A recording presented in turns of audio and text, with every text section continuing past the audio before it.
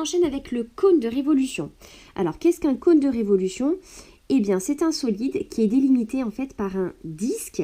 Donc ici, on a un disque de base et tous les points tous les points du cercle frontière, en fait, ils sont tous reliés à un même point que l'on appelle le sommet du cône. Alors, ça doit te refaire penser à ce qu'on a vu pour la pyramide, puisque la pyramide, c'est un polygone de base. Et tous les sommets du polygone sont tous reliés en un même point que l'on appelle aussi le sommet de la pyramide. Eh bien, il se trouve que pyramide et cône de révolution, ils font tous les deux partie d'une même famille de solides que l'on appelle les cônes.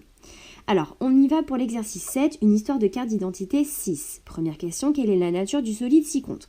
Alors, on a un disque et tous les points qui sont sur la frontière ici du cercle sont tous reliés à un même point qui est celui-ci. Donc ici, on a un cône de révolution.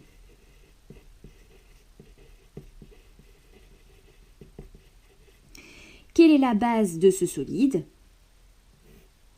C'est ce disque-là, disque de base.